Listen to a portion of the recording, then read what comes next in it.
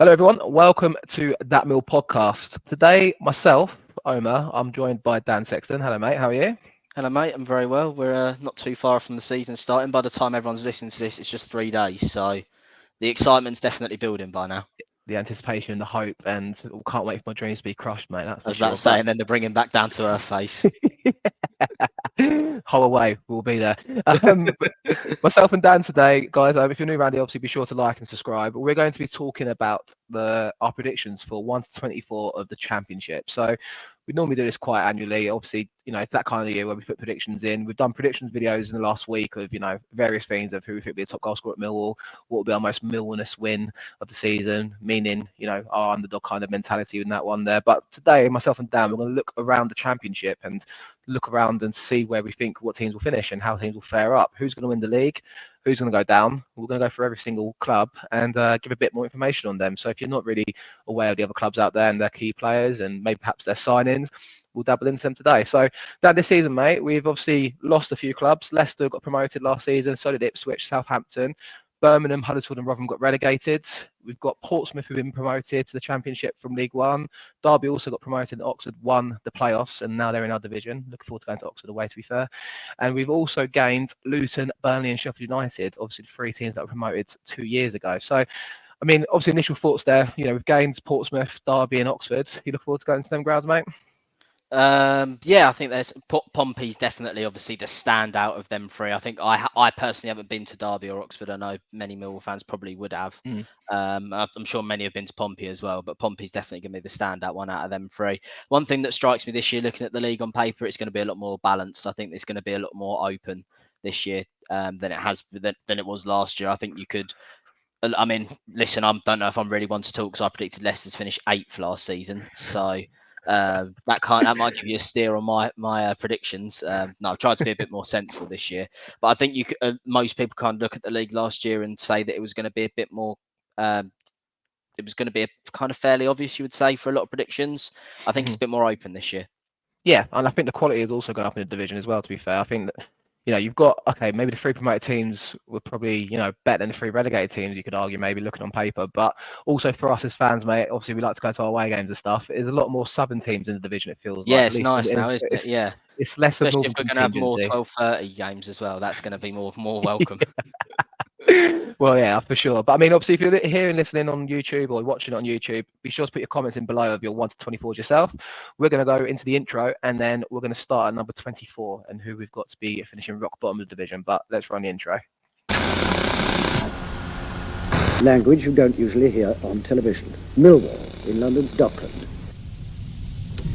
No one likes us, but we don't care. We're that Millwall podcast. Loud every Friday night right here. Legends like Jimmy and Abdul take a share of the kitchen or 2. Super Neil Harris, a fucking legend too. Through the good times and in this life, we support the Lions all our life. This ain't no place for fancy feet. This is fucking Millwall through and through. Located on our very own John Benison way. Let them walk on, let them have their say. Millwall till we die. With that Millwall podcast, loud every Friday night right here.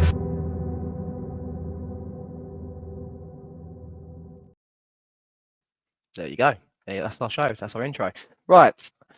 I'm going to start from the very bottom, as I mentioned, and I'm going to start with the team finishing 24th place. Myself and Dan, spoiler alert, I've got the same team finishing there. Do you want to give away? We have actually conferred answers because we tried to be smart, but I say Omer tried to be smart. And we tried to come up with a mean average position for each team, and he gave up basically halfway through. So. And it got a bit anyone who maybe works with numbers for a living who can do this maths quite quickly, your comments below might be appreciated. Well, you'll find, so for example, right, 24th place is quite easy to do because we both said 24th Derby County, all right? But start to mix up other teams in there, but also you've got, like, in that scenario, for example, I'll give away, I've got Watford 23rd and you've got Watford 21st, but we both have Plymouth 22nd. The mean score for Watford to finish 22nd amongst our 2. So it's like, I can't have 22nd place, mate. So there must be a better way to work this out, but I couldn't work it out. I gave up very quickly. I was like, talk through it. But yeah, we'll pass it on to Joe or Ben. I think they work at numbers for a living. 24th place anyway, mate. Managed by Paul Warne is Derby County. Like we mentioned, they obviously came second place in League One last season. We both got them 24th. Do you want to elaborate why you put them there, mate? Yeah, so firstly, you mentioned Paul Warne. He doesn't have a fantastic track record as a manager at Championship level. I think he's been relegated every single season. Granted, that was with Rotherham United. But I think that does prove that he does kind of struggle at this division. I've got their business here that I'm looking at, some of the players that have came in and gone. I mean, straight away, the names that jump out for me that aren't there anymore are the likes of Max Bird and Jason Knight, who when Derby were relegated under Wayne Rooney, they were the real shining lights of that team, the youngsters. I mean, they've still got Iron Cashin, good young defender. Be interested to see how he makes the step up. They've also signed Ebu Adams permanently, who I know did well from in League One last season. David Oza on loan from Palace, I think is good, but I'm looking at that squad, and if I'm being completely honest, I'm only seeing 5 or 6 players that I think could cut it in the Championship and on a weekly basis, and that's ultimately not going to be enough to keep you up at this level. This league's brutal. Yeah, I totally agree. I think that's kind of the same thing as me. You know, when you're doing these predictions, obviously a newly promoted team, are they going to kick on like Ipswich, for example? And to be honest with you, I don't see that in Derby at all. I mean, you mentioned Paul Warne. He's got a great record getting out of League One, but Championship he seems to have struggled. And you look through their players, and the likes of Sonny Bradley, Curtis Nelson, you know, they've been in the Championship. But, you know, especially the prior one that I mentioned, they're aging a little bit. But they made some good signs, I think. Jerry Yates, obviously, up front, looks quite good. I mean, Ben Osborne as well is there, mate. You know, they're decent Championship. Yeah, they've made a couple of decent signings, but I'm just looking at their squad. I know they have a deal for a goalkeeper in the works. I know it's been in the works now for a while, so I don't actually know whether that deal's going ahead. I'm just using FlashScore at the moment for my kind of source of data, and they've only got one goalkeeper down. It's not the new goalkeeper that they've signed, so I'm a bit conscious if they're starting with one goalkeeper, and he wasn't their first choice for most of last season in League One. Yeah. Players take time to integrate into teams, particularly with a goalkeeper in the defence. So I think that may even be like a slow start, and I don't think they can really afford one of them. They're very much in the position where they've got to use momentum.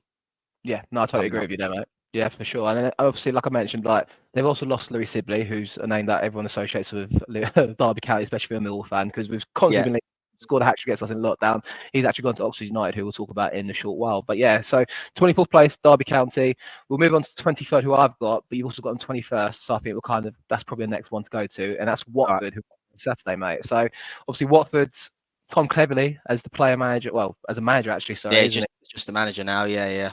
So I mean, Tom Cleverley, obviously, you know, and a well-known name in the footballing world. Obviously, was at Man United as a player. He's got the job on a full-time basis after having it as a caretaker last season. I put him 23rd. You've put him 21st just to stay up, mate. But obviously, I looked at their squad as well, and I've done a little preview for their sites prior to the weekend, and I wasn't really kind of amazed by their playing squad really. And when you think about Watford's, like they seem to have regressed quite a lot in this division, and obviously as such as well. And there's a lot of uncertainty, it feels like, around Watford. They certainly have, yeah. I mean, I'm looking at their squad now. I have done some research. I haven't just picked these names out of a hat, but I've got the list here, and I think obviously for most Championship fans, most people know that their kind of sparkling jewel is Yasser Asprilla, but it sounds very likely he's going to leave from what I've been hearing. Another one of their players, centre half Wesley Hoot, also sounds like he's going to be on his way, and they're really their two best players. So you really do fear for them outside of that. One player that may do well for Watford this season, I know he's been doing well in pre-season, been getting rave reviews from their fans, is a 19-year-old Rocco Vata. So I think he might be a player to watch. But I'm just looking down this squad. I mean, none of these strikers are jumping out as a striker that might get into like the 15 goal territory, which you probably need if you're going to be down there. I mean, Musa Sissoko's came in this summer, practically only transfer, but 35 years old again. Like, is that actually a good signing? I mean, 5 to 10 years ago, you would say yes. 35 now, you're not sure. You've got Georgi Chaktavedze from Georgia, wasn't a bad player at the Euros, but there's going to be a lot of creative burden on his shoulders, and he obviously has to stay fit as well. So I'm just looking down this squad, and I think the only thing that's maybe thinking to me that they might make him stay up is A, I do think there is 3 teams worse than them just, but B, they have got a little bit of experience about them. You look at players like Tom Ince, and obviously I've just mentioned Sissoko, and players like that, and Bachmann, who have been there a long time and know the club and might just do enough to keep them up. But one thing that's almost certain is that Tom Cleverley won't be the manager at the end of the season.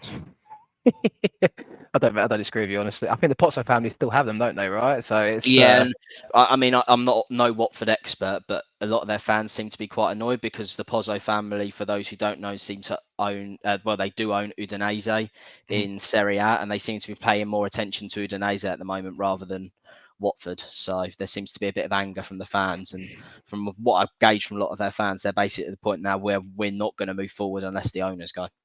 No, totally agree. And I think also what was weird is like I felt like when I was writing Watford to finish 23rd, I was like, it just doesn't feel right. It But doesn't, does like it? you look at their squad and I think they're going to struggle this year. But the one thing I will say for them defensively, they've got some good names in there. Ryan Porteous as such as well, who's a good little player and obviously played for Scotland in the Euros, didn't he? So But they played 45 minutes.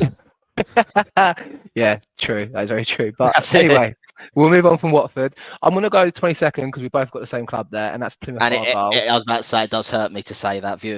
Long-time viewers of the channel will know. But yeah, I have had to plump for Argyle 22nd. Omer, you go. You talk first on this one because I've kind of taken away all your points for the first two teams that we've spoken about. So That's mate. I'll let you go first on this one. You're the words of wisdom, mate. So it's fine. It's not a problem at all. But managed by Wayne Rooney is the starting point for that one. Obviously, Rooney's not really had the plaudits come his way for a little while now. Obviously, Derby County done a kind of survival job there and took him down ultimately, but kind of steadied the ship. Went to Birmingham City. I mean, I felt for him a bit because they promised the world and didn't give him much, and they obviously told him to rip the book up and start again in the middle of the season. It was destined to fail, never worked out. But I also just looked through their squads. Obviously, they've still got Whittaker somehow, who obviously was linked away with a move to the Premier League at times, and I don't know if he's still being linked away, but I'm sure Dan will tell me in a second if he has been. But I just looked for that Plymouth squads. Obviously, some decent players in there that kind of caused some trouble last season in our division, but I don't see it working for Rooney there. But time will tell. And I mean, one team we've not really mentioned yet that you've got 23rd, I feel like also needs to bring in is Oxford. But give me some thoughts on Plymouth, but also Oxford, mate. Yeah, I mean, they've done quite a lot of business this Plymouth this summer, but a lot of their names are quite unknown to this level. A lot of them have been brought in from Europe, and some other players that have been brought in from English clubs haven't really played much football at the Championship level. So I think it's going to be interesting. I think they're going to be heavily reliant on Morgan Whittaker again if they are going to be staying up. If he can produce the numbers that he produced last season, they'll probably be all right. But the second season syndrome exists for players, exists for clubs. So I think it might exist for players, and I think Whittaker will find chances harder to come by this year. I'm still expecting to get double digits, but whether he's going to be in the high teens, kind of pushing the 20s again, that could be the difference. It just feels like with them, I think they need to get off to a good start and get the feel-good factor around them. If they don't, they need to just be a struggling season for them. Need to make Home Park a fortress because that's it played a huge part in their promotion when they got promoted, and it also played a huge part in them staying up last season. Obviously, they beat Hull on the final day, so I think that they need to really make that a fortress again to have the best chance of staying up. Totally agree. And also, I mentioned obviously we've not mentioned one other team that you had in the relegation zone, but you had Oxford United finishing 23rd, mate. Yeah, very similar to Derby, if I'm being completely honest. I look at the squad and think that it's a very good League One squad, but I think the gulf between League One and the Championship is absolutely massive these days. I like their business more than Derby's that they've done this summer. I think El Mizuni from Ipswich, I think that's a very underrated signing. I think that's a really good one that's gone under the radar. Obviously, Louis Sibley, as you mentioned, signed Jamie Cumming on a permanent deal. Will Vaulks has came in as well. So I think they've recruited well. And I think based on the recruiting they've done, they are in a higher, that puts them higher than Derby for me, but not by a huge amount.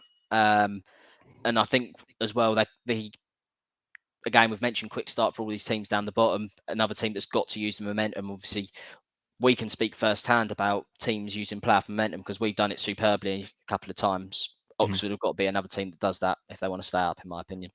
I've got Oxford finishing 17th, and what I will do is we'll go through at the end saying what our, we'll probably do halfway through actually, and then maybe say what our 24th to 13th place is, and then obviously I'll post it as well on the YouTube comments, so you've got it there to be viewed as well, guys. But yeah, I think when I'm looking through, obviously, like I mentioned, I've got them 17th. I just feel like there's a bit of talent in that squad. Cameron Brannigan I've always liked, and I look at obviously Matt Phillips has arrived as well from West Brom, so I feel like I like that Ruben Rodriguez as well. He's a quality little player. So I think that they will surprise some teams this season. I do think it'll be enough to keep them up. But obviously, you've got to finish in 23rd, but that's the whole point of this prediction to change it around a little bit. So I've got next on my list 21st place. You're going 21st. I've already done my 21st. So yeah, so you're 21st, and you've also got them 18th. And that's Preston North End. So they started last season quite well. Was that last season they restarted? Yeah, well? they did start quite well. Yeah, it was. Ryan Lowe's still there as manager, yeah. isn't he? And I think they had a good start to the season. It's kind of surprised a few teams, but we've both got them finishing and languishing towards the bottom. We're not going down, mate. It's just, is it kind of not enough there for them, I suppose, you feel like? Or what's your thoughts on that? Much of the same for Preston North End, to be completely honest. Most seasons they end up between 10th and 16th, and I think I've just put them a little bit lower because the league's just got stronger. They haven't done much business actually this summer. They brought in Sam Greenwood on loan from Leeds, who was okay in spells for Middlesbrough last season, but kind of flattered to deceive. And they've also signed some guy from Silkeborg, from the I think that's from over in Sweden. So a bit of an unknown quantity. I just feel like they need to do a little bit more. They've lost Alan Brown, who was their captain, who was a big player for them. They've also lost Liam Miller, who was a key player for them last season, contributed many goals and assists. So always looked a live wire as well. I think that they're going to be languishing a little bit. So at this moment in time, I can't justify putting them any higher, but they'll probably end up finishing 13th, as Preston always do. Yeah, no, exactly. I think they're kind of just in and amongst it towards the bottom. It's a really competitive league, like we said, and obviously we'll probably give a bit more on that in a bit. But 21st place, I had Preston. You had Watford 21st, so we've covered most of your teams already now. And in 20th place, you've gone for Blackburn Rovers, mate, who I have placed in 14th. So Blackburn's quite down there. Bit of a disparity. I'd say that's our first kind of major disparity there. Why is that? Why have you put them so down in the table, mate? Why have I put them so down low? Well, I don't think Schmodix is going to be there for much longer. I do think he will go, which is obviously going to be a huge loss to them, taking that number of goals out of that team. He's almost single-handedly kept them up last season. And I look at some of their transfer business that they've done. I mean, Danny Bath and Andreas Weimann, again, it would have been a case of if they were signing these players 2 or 3 years ago, I'd have been saying really, really good signings. When I think, Danny Bath's 33 now, and Weimann is also 33. So I think there's a couple of financial problems behind the scenes, which shows they're in a little bit of a limited pool. Sam Gallagher's gone to Stoke, another league rival. I mean, while he hasn't always been overly prolific, he's always been a handful for the defence at this level. And they've brought in a couple of guys from overseas. They've brought in this Japanese guy, Yuki Ohashi, he hasn't had a bad goal return in the last few years, and obviously Japanese players have done quite well in the Scottish league, so it'll be interesting to see how he may translate. They've also signed a striker from the Belgian league, and he scored 11 in 32 last season, but that seems to be one of his best seasons of his career. So it'll be interesting to see how they fare. So I struggled last season. I think the main reason I'm keeping just outside the bottom 3 is John Eustace. That's also why I put him 14th. I think you're right to say some sponsorships might move on. I think though, it depends on what they do with it, but obviously they'll probably get a hefty sum for him, and that should hopefully open some money up for them to, try and reinvest in their squad. And obviously, they have got money there. I mean, I know the Venky's are still involved, and you're right to mention the ownership, but I think the Eustace effect, he's basically Gary Rowett 2.0, I feel like, in a sense, and he'll steady the ship for them. They'll finish 14th. They'll probably score 40 and concede 40 this season. That's the vibe I'm getting from Blackburn Rovers a little bit, but yeah, time will tell, and we'll see what happens there. In 19th, I've actually got a 20th place. I think we'll go to next on my list, which is Portsmouth, who you've got 17th, obviously a newly promoted side. Portsmouth, obviously John Mousinho is the manager there, isn't he? And obviously they've had some, good times last season getting promoted. They won the league at a canter in a sense. They was up there the whole time. They ran away a bit towards the end, didn't they? And they did manage to stay up there and sustain that push up there. And obviously, Portsmouth, Fratton Park, that atmosphere there, it is going to carry them somewhat. I think they'll stay up. I think it'll be comfortable. I think they'll more so kind of regress as the season goes on.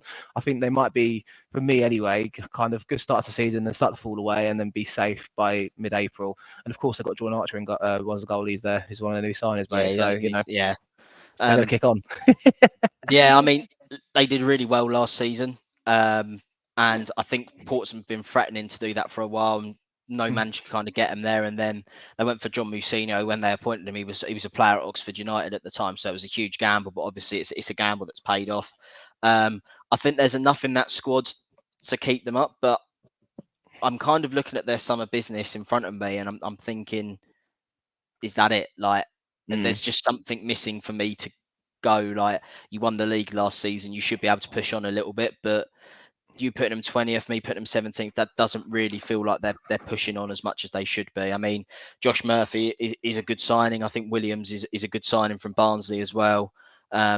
and again, a couple of players from abroad. I know Pompey have had a bit of a success signing players from abroad, so it'll be interesting to see how they can cope in the Championship. But yeah, I'm just looking at their business and thinking there needs to be a little bit more.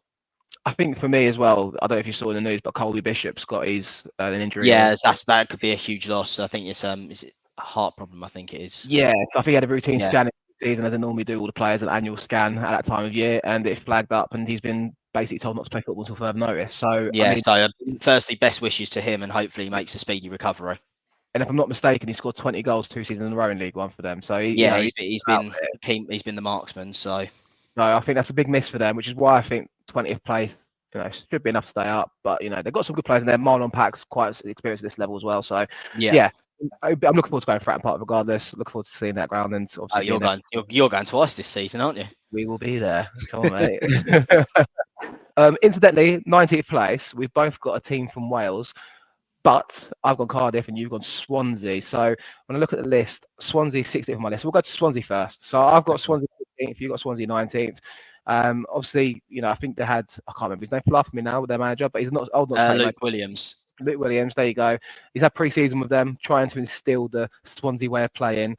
And obviously we saw him last game of the season, but we both kind of have them lower to mid-table in a sense, mate. Yeah, I can see with Swansea. I think they're going to score a lot of goals, but I think they're going to concede a lot of goals as well. I think if you look at Luke Williams' record when he was at Notts County, that was a theme, and we can obviously Langsdorff was playing under him for a long time and scored a lot of goals under him. So I think that kind of proves that he likes to try and play attacking football. One of the main reasons last season that they were able to kind of stave off the relegation threat that when they went from they had Michael Duff at the start of the season, didn't they? And then they went to Luke Williams, which is quite a stylistic change. I think one of the main reasons they managed to stave it off was Carl Rushworth in goal. I thought he was one of the best goalkeepers in the league last season. Very, very good goalkeeper.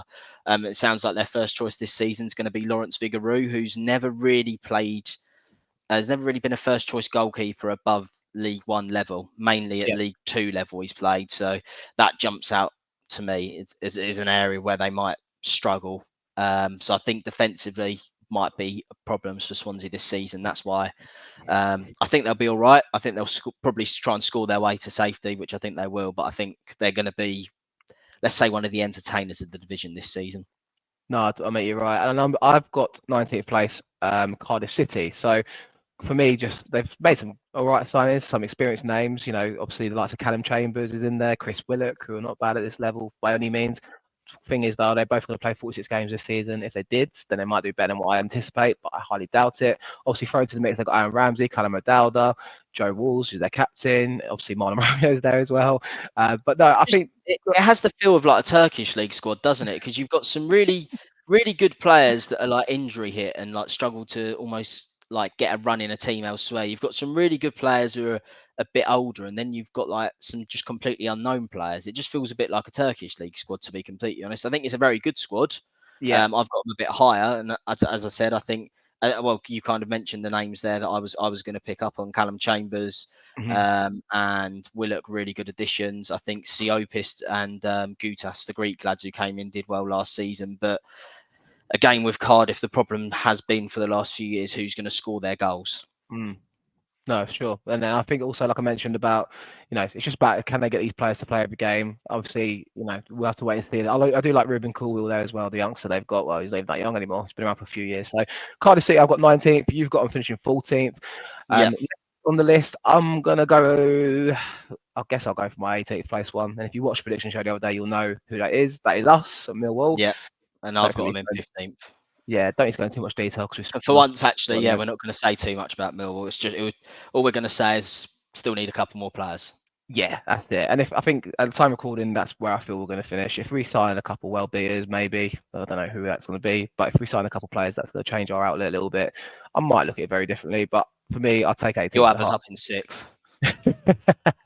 Yeah, ask me again come deadline day and I'll see what I say. But yeah, I think I've got us 18th, you've got us 15th. We'll move on promptly from that because we'll talk about other clubs here. I had Watford 17th, you had Portsmouth 17th. We both spoke about them clubs already.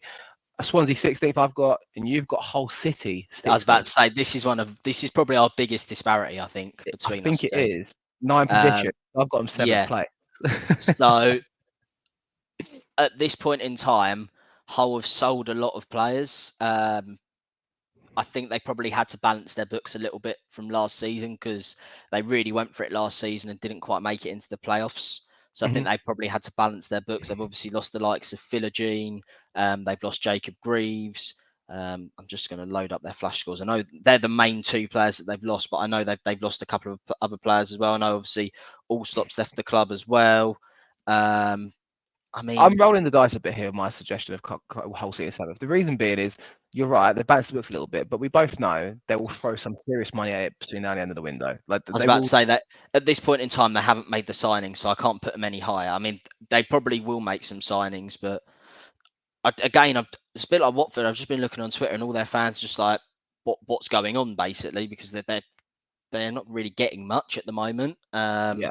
They've been told signings are coming. I know they've been linked with Tommy Conway from Bristol City in the last few days. That would be a good signing. That would be the type of player that might push him up a little bit. But I mean, I look down their squad here. I think obviously Seri is the outstanding player that's still there. Oscar Estupinian's been recalled from his loan in South America, so it'll be interesting to see how he can come back in and make a difference. He wasn't really fancied under Liam Rossini, and obviously Longman's there as well, although he's popped his shoulder, so I don't think he's going to be playing for a little bit. Didn't know he'd done that. I wonder if that rules out us going back in for him potentially towards the end of the window. Potentially, yeah, but it depends how long he's out for, I suppose. So, yeah, I just think at the moment Hull are quite underwhelming, so I can't really go any higher. But yeah, that's fair enough. We are making these predictions 25 days before the transfer window closes as well.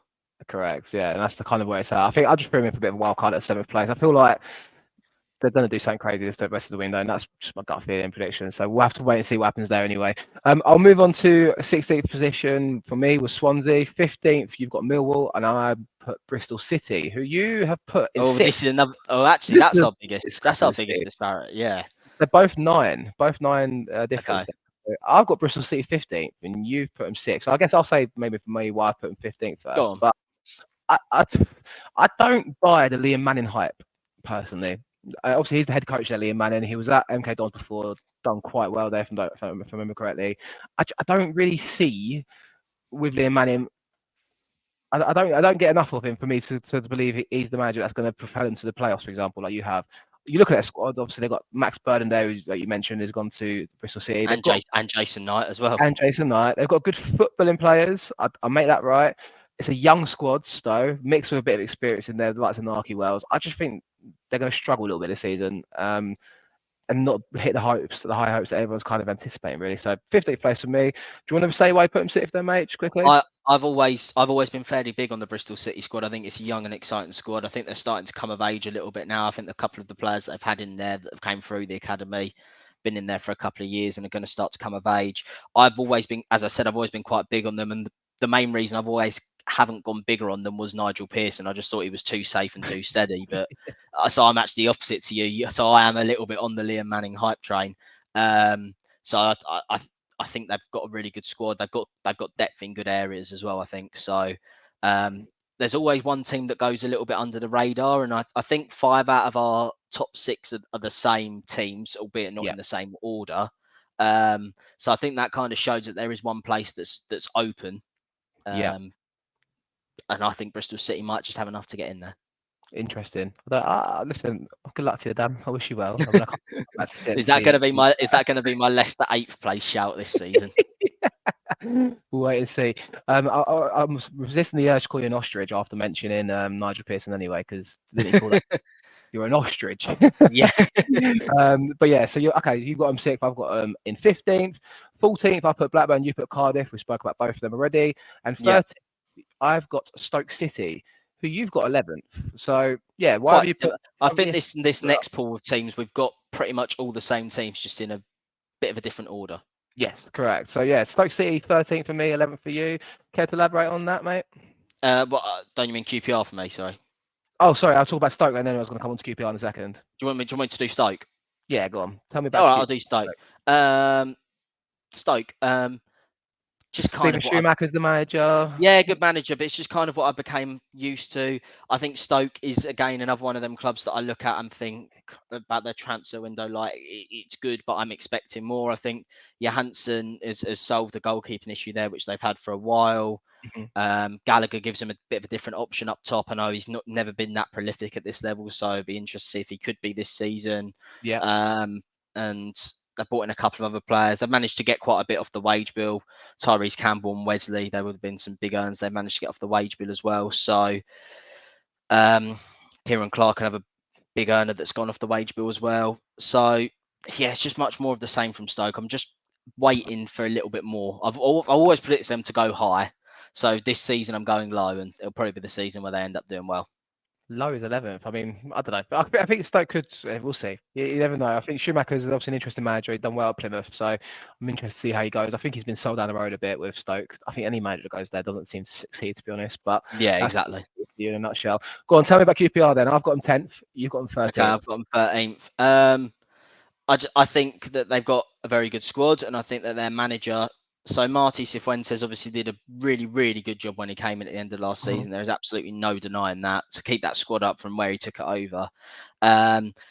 What he did try and do was he tried to go completely to his style of football, and he got the new manager bounce, but then it went a bit sticky for them over the Christmas period. So he had to compromise a little bit and go back a little bit away from his style of football to get results, which I think is quite amicable for a manager to do that. I would have liked to have seen a certain former Millwall manager do that, but he wasn't really too interested in doing that. So he lost his job ultimately over it. So I think he might try and do that. And when you've got players like Steve Cook as your centre half and you're asking him to play out from the back and stuff like that, at 30, 35, and I think he did a bit of it at Bournemouth, but he isn't going to be too familiar with it. There's a bit of talk that Jake Clark sort of could leave, and even if he stays, he's very prone to an injury. They've still got players like Jack Colback. So while I think he's done a good job, and I think the squad is in slightly better shape than last season, I think it's going to be a fairly steady season, which I think if you offer that to most QPR fans, they might take, given their last few relegation battles. Absolutely. No, I do agree with you there. Before we move on to the rest of the league, we'll just quickly go through this quickly. So I've got from 13th to 24th, I've got Stoke, Blackburn Rovers in 14th, Bristol City 15th, Swansea City, Oxford United, Millwall, Cardiff, Portsmouth, Preston, and my 3 relegated teams are Plymouth, Watford, and Derby County. Dan, do you want to run me from 13th to 24th for you, mate? Yep, so 13th QPR, 14th Cardiff, 15th Millwall, 16th Hull, 17th Pompey, 18th Preston, 19th Swansea City, 20 Blackburn, 21st Watford, and then going down in 22nd Plymouth, 23rd Oxford, and 24th Derby. There you go. Looking forward to coming back over this later in the year, mate, for sure. God. Top half. Let's go on to top half then. So I'm trying to think who to go to first, but I want to come to you with your 12th place position, mate. Who have you got there? I've got Norwich City there. Where have you got them? I've got Norwich City in 8th, so I think that's okay. Big. Okay, I did have them a bit higher a couple of days ago, but they've just lost Gabriel Sara, so they've gone down straight away. And there's a couple of other players that are supposedly linked to be leaving. Josh Sargent might be leaving. Johnny Rowe might be leaving. So these are really big players for Norwich. New manager, don't really know much about him. I know he's quite renowned for developing youth players, and I think that may be the way Norwich are going to try and go now, particularly as I believe their parachute payments have stopped this season. So I know they've obviously just sold Sara and picked up, I think it's around about 25 million once all the add-ons kick in. So I think they've got a good deal for him. Maybe they need to sell a little bit more to balance the books financially. Maybe that's why they've brought this new guy in. So I think it's going to be a bit of a transition season for Norwich. I didn't think they'd finish in 6th place last season. I think that none of their fans really thought they were going to either. But maybe they were lucky in the fact that the top 4 teams in the league were quite comfortably the best teams in the league. And then it was just really open, the league, after that. No, for sure. I took a bit of a stab in the dark with them based on what you just said, though. So they've got some money in. I suspect they'll reinvest some of it into their squad and make some sides for the end of the window. Norwich is a bit of a pulling power. I do think they might try and get some players in. I don't think they'll reach the playoffs. Like you said, they will regress a bit. I've got them 8th, you've got them 12th. In 12th place, I've got Sunderland, who you have also got in 9th. So Sunderland, obviously you mentioned... hang on, wait. So you went with Sunderland to win the league in our predictions last season. I remember that. Did I? Yeah, you did. I said Leicester on the game we played offline. So you sure I said Sunderland in the league? I might have to dig it out, but me, you and Mickey did a prediction video. You do that, because I don't think I would have said Sunderland in the league. If I did, you had Sunderland very high though. You had them very very high. Obviously, they're managed by a new guy. Well, a guy that I don't really recognise, Regis Libris. No, How are you saying that? Not very Frenchy, I'd say. Regis Lebris. That's better. He was at Lorient last season. Wikipedia tells me. I've got it open right here. A bit of an unknown. I don't know what to expect there, but I do look at their playing squad. They've still got Jack Clark, mate, who is obviously very good at this level. I look for their players. I like their squad. I like Luke O'Neill, the captain. Well, he was the captain. I don't know if he still will be. I like the feel of Sunderland's side. I think mid-table's quite fair. They're a big club. They're going to always be in and amongst it. Patrick Roberts as well is another good young player they've got. And they've signed Alan Brown, like you mentioned, from Preston, who I do quite like as well. So I think 12th place is fair. You've got them in 9th, a bit higher. Any particular reason? Last season was a bit of a car crash for them. Last season, wasn't it? Obviously, they had Michael Beale, which failed. Obviously, had Tony Mowbray for a little bit. It's a very young squad, and I think they would have come of age a little bit last season. Reason I can't put them in the top 6 is they still haven't really got a centre forward in. I think they will get a centre forward in. I think there's a lot of talk that they're going head to head with Sheffield Wednesday for Ike Ugbo to come in. So that could really change things for me if they do get him in. But I just think the squad's matured a little bit. I really like the Paveda signing. He did really well at Sheffield Wednesday second half of last season.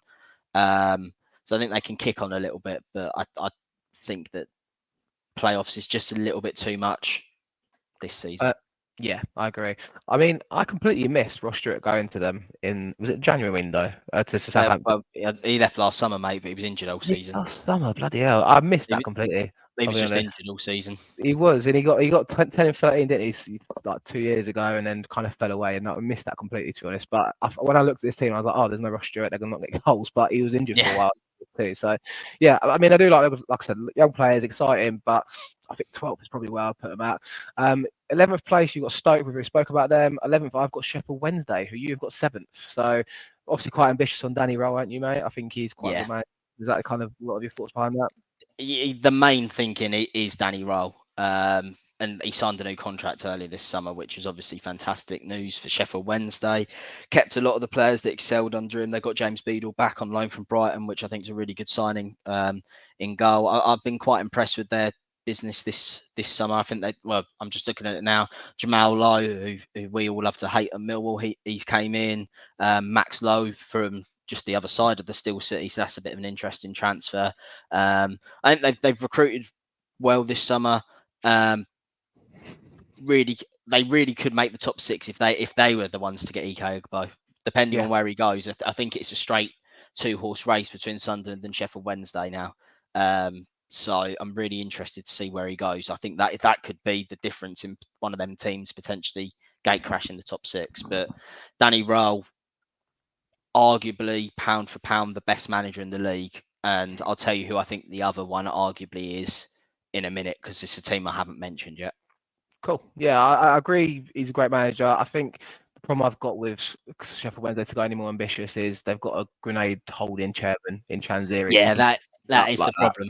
And also, you being like Rowe is okay. If they get off to a good start to the season, how long would he actually be there for? You're right, sign a new contract, but if a Premier League club came calling, for example, or if a Leeds United managed to kind of have a shit start and Farke lost his job, who knows? So I've got them 11th, 10th place. I had QPR. 10th place, you've got the team that I finished in 4th for me in Sheffield United. So we'll stick to the Steel City, mate, and Chris Ryder, Sheffield United in 10th place.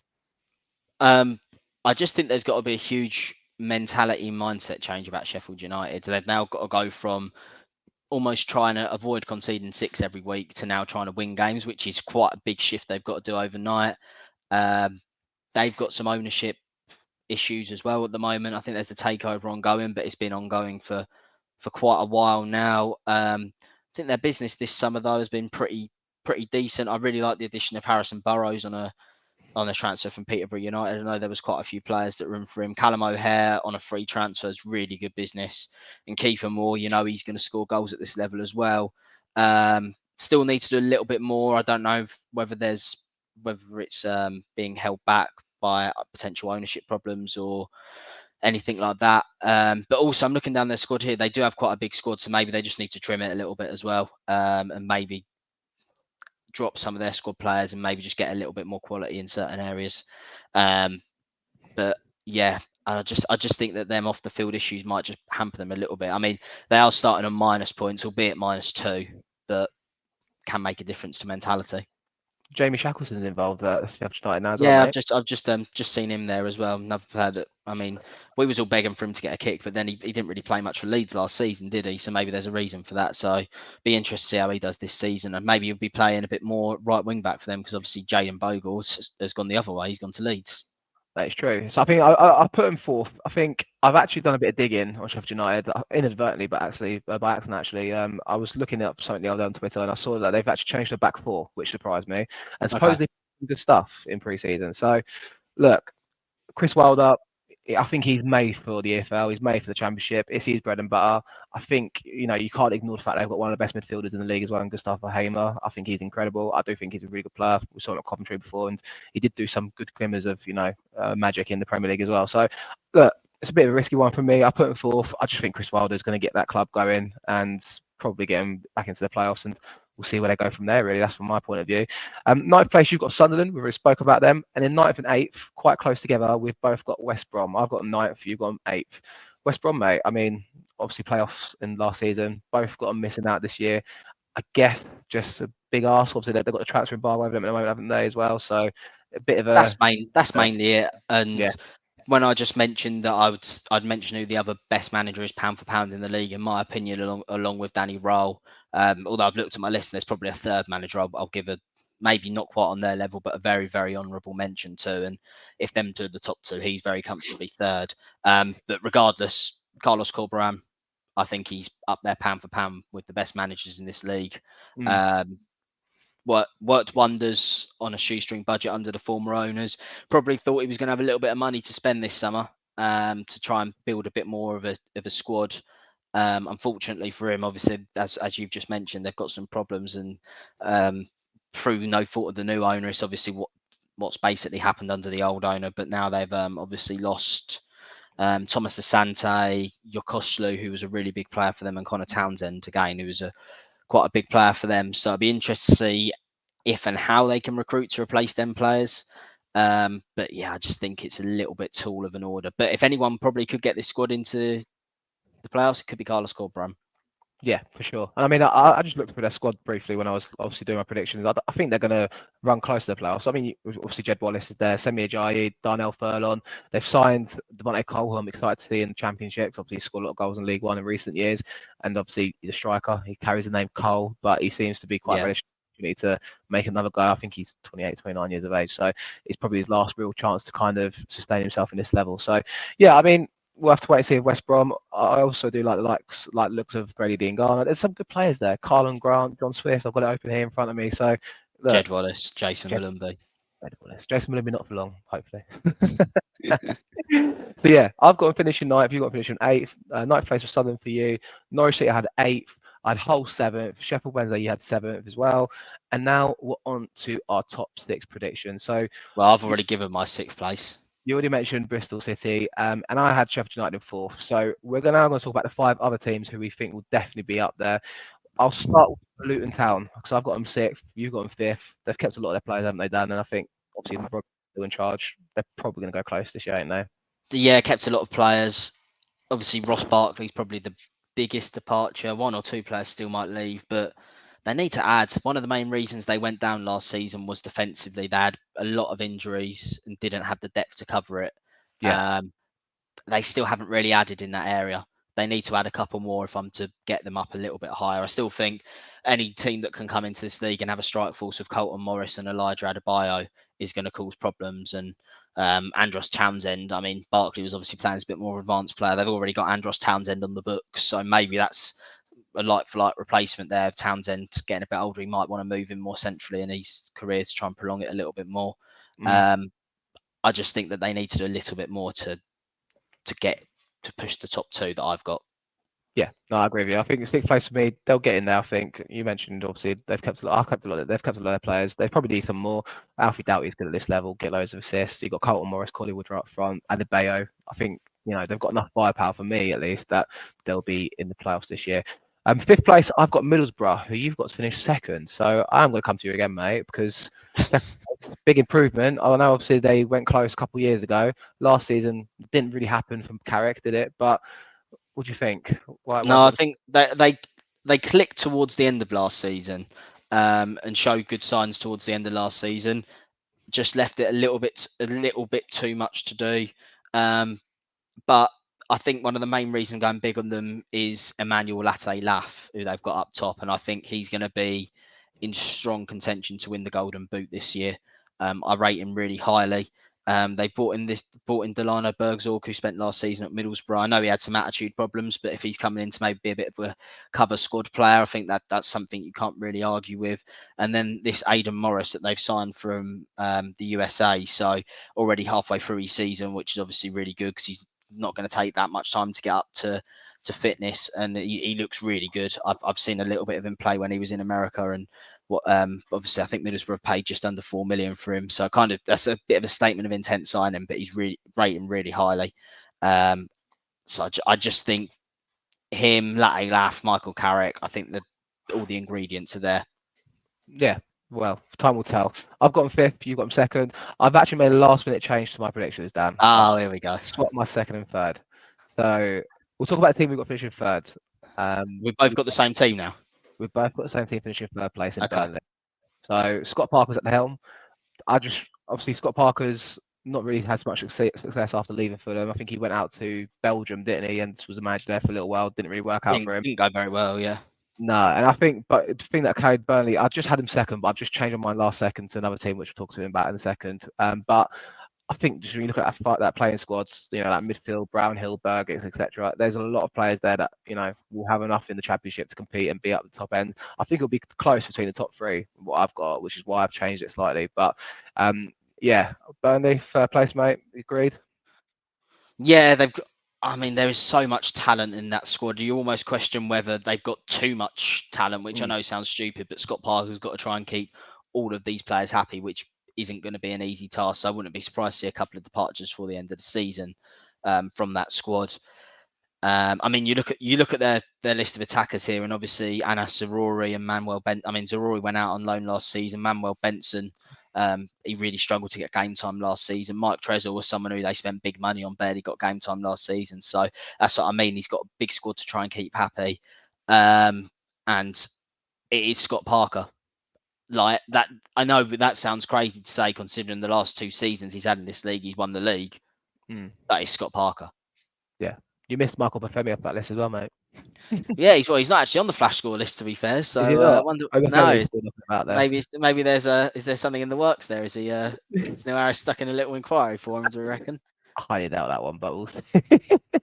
Never know. I'm going to say I got 2nd. Who you've got to finish 4th? I want to big them up a little bit because I've put Coventry City 2nd last minute. They're my dark horses this season. Obviously, they see that last season they, I think they missed out on the playoffs in the end. But yeah, they had a little run, but it was a bit too little, too late. I think the FA Cup run took a lot out of them. That's it. And I look at Mike Robbins, and I think he's, I don't know if you said there's 3 managers. I don't know. Did you mention the 3rd one? Yeah, he was going to be my 3rd one. Unbelievable manager. He's obviously took them on from League One, kept them in the Championship, stabilised the ship. And I look at that squads. Jack Redoni is a great player. Ellis Tim, great replacement for Callum O'Hare. Exactly, and Hadji Wright as well. There's some serious players in there that have had a season or 2 to transition to the Championship now, and now it's time to kind of kick on for them. And I do think they'll have enough about them. It's a well-rounded squad. Like you look at that squad and go, right, they've got these players here, these players there, strikers up top, different options. I just think there's enough there to suggest that they might have a chance to get into the Premier League next season. You've got them 4th though, Dan. Yeah, much of the same reasons as you, to be completely honest. It's a really good squad. I'm looking at their squad now and thinking they maybe need another centre half to maybe push on a little bit. But other than that, you've listed all the players. A couple of players actually you didn't list that I'll pick up on. Sakamoto. Unbelievable talent. That's one thing. Like all these players that we're speaking about for Coventry, like a lot of them, they've plucked really, really strong, really, really good recruitment. Some of the players are a bit more obvious. The likes of Ellis Sims, for example, well known. He was a decent goal scorer at the Championship. But Sakamoto was a player who was playing in Belgium for a team that has been relegated from the Belgian First Division. He was unbelievable. And Ben Sheaf in centre mid, incredibly underrated player, really, really good. I think he's their captain now. I think he's very, very important to them. If he can stay fit, managed 31 league games last season, needs to stay fit for the whole season. But yeah, I think they're definitely going to be there or thereabouts. I think it's going to be a very, very close run thing. Time will tell. Should we talk about who we got first then? We're not mentioning it yet. It's a painful one for me. It is painful, isn't it? Early in the day, didn't I? And I was like, I don't really want to put them first, but I can't. I said I've already put them first, so you don't have to, but he's put them first anyway. They're on my list regardless. But first place, we've got Leeds United, haven't we? It's really. I know they've just lost Somerville. I know they've lost Archie Gray, but it's still so hard to look past that squad. Yeah. I mean, Jayden Bogle's just came in because they're a little bit weak at right back. I've just seen this. I didn't even realise this. Glenn Kamara, midfielders left. I didn't realise that one actually. I must have missed that one. He's gone to Rennes in Ligue 1. Yeah, so I mean, they expect some more departures. I mean, they've got Willy Gnonto, who scored a worldie against us. They've got Jayden Bogle, like you mentioned. They've signed Ilya Melia in goal, Ethan Ampadu, Joel Pirot, Bamford up front. And the thing is, as well, you're not meant to like Brendan Aronson. He's came back from his loan spell in Germany, and he said, "I'm going to stay at Leeds this season." Mm-hmm. They've had a couple of other players. I think Max Wober, I think his name is, defender. He's came back from his loan. Sounds like he's going to be staying for the season as well. So when you look at that squad on paper, it just seems very, very good, and it's going to be a very, very hard task, I think, to for other championship teams. And obviously, I know you spoke, maybe talk on the finances on Leeds quickly. I mean, they did have to sell earlier this summer. Obviously, they sold Archie Gray, which solved a lot of their problems. Mm-hmm. They've got this new Red Bull sponsorship, but then some of the other players, Somerville, I think that's around 25 million with add-ons. Sinistera to Bournemouth, that was about 20 million pounds. I mean, Flashgulls have got Glenn Kamara at 10 million euro, which is probably about 7-8 million pounds. So again, there is a lot of money that they've managed to raise there. So I'm sure they'll be dipping their toe back into the transfer market. And that's not even I haven't even mentioned Jorginho Arruti yet, who's probably the best player in the league. But then again, he costs like 40-50 million, so he should be. What do you expect? You know what I mean? And I think Sinistera, like you said, they moved on, but they managed to get what's his name in part of the deal, Joe Rothwell, I'm pretty sure, because they got him on loan in the end. So look, there's some good players in that squad. They're gonna go well. It's Leeds. As much as I love to hate them, and I do hate them, Ellen Road's a fortress. They'll win all their games at home. You'll be at Ellen Road, won't you, on a Tuesday night? We will be there, but they'll pick up enough points that away from home that they'll supplement that amazing home form they'll inevitably have, and they'll probably win the league quite comfortably. I think. I want Coventry to push them all the way. Coventry is my real dark horse this season, and I guess for you then, dark horse wise, who's your dark horse in a sense? Borough or Bristol City, really. Yeah, of course. So. Yeah, I mean, there's our 1 to 24. So recap mine. I've got Leeds first, Coventry second, Burnley third, Sheffield United fourth, Borough and Luton complete in the playoffs, Hull City, Norwich, West Brom and QPR complete the top 10, Sheffield Wednesday, Sunderland, Stoke, Blackburn 14th, Bristol City 15th, Swansea 16th, Oxford 17th, us 18th, Millwall, 19th Cardiff, 20th Portsmouth, 21st Preston, and Plymouth, Watford and Derby completing the relegation zone. Dan, you run me through your 1 to 24, mate? Dan? I can't hear you. Yeah, I'm going to throw a question at you quickly. Who's your playoff winners? I'll go on then. Yeah, I lost you there for a second. I'm here. Can you hear me? Yes, I can hear you. So I'm going to go with, to win the playoffs, I'm going to go Luton Town. Okay. I'll go from the bottom. So Derby, Oxford, and Plymouth as the bottom three. Watford 21st, Blackburn 20th, Swansea 19th, Preston 18th, Pompey 17th, Hull 16th, Millwall 15th. Negative Dan higher than optimistic Omer. Make a note of that, everyone. Cardiff 14th, QPR 13th, Norwich 12th, Stoke in 11th, Sheffield United in 10th, Sunderland 9th, 8th West Brom. Just missing out on the playoffs, Sheffield Wednesday. And then in the playoffs, I've got Bristol City, Luton Town, Coventry City, and Burnley, and Middlesbrough finishing runners up to Leeds, who will win the league. And I'm going to go Coventry as my playoff winners. Love it. You've asked me a question, I'll ask you one. Where will Gary Rowett end up this season in Championship? Watford. They're on that cycle, aren't they? They kind of have that cycle of the young English manager, the foreign unknown manager, then the experienced English manager. So I'm expecting Gary Rowett to pop up there at some point this season. I was going to go somewhere like Preston. Yeah, I think Ryan Lowe, they're not really a sacking club, so I think Ryan Lowe's got quite a steady job there. I mean, he wants to preferably stay a bit more northern, doesn't he? But Watford doesn't really tick that box, I suppose. But we'll see. I'll throw one more question then. A bit on the spot. Who's going to be the top goal scorer in the Championship this season, mate? I've already mentioned him, so I'm going to say him. Latte Laff of Middlesbrough. I think he's going to be very, very good this season. I'm going to say Willie Gnotto. I fancy him to get a lot of goals this year.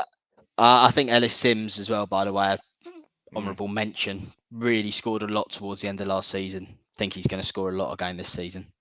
No, I agree with you there. So that's it. That's our 1 to 24. If you're listening on YouTube and watching on there, be sure to comment your 1 to 24s. I will copy and paste mine and Dan's predictions into the comment section at the bottom, so you can read them in person if you like to. If you're listening on audio, be sure to like and follow us on Spotify or Apple, whichever one you're listening to, and check out on socials at That Mill Podcast. Dan, anything else before I end the show? No, well, hopefully look forward to seeing everyone at the first few games of the season. We will. I won't be at the Pompey game, but I'll be at the Watford game. Might be at Bristol City. It's in the works at the moment, but definitely be at Hull. Roll on, Hull away. Looking forward to hopefully seeing a couple of familiar faces there. It's always good to be back and see everyone. So, yeah, looking forward to it now. I'll make you right, mate. I can't wait for it to be back. It's been a long summer about football, because it's been a little while. We had the Euros, and the Olympics has just kind of kept the sport appetite ticking over a little bit, but it's good to be back. Indeed. We'll call it there, guys. Thanks for listening. Thanks for watching, and we'll see you again soon. Thank you very much.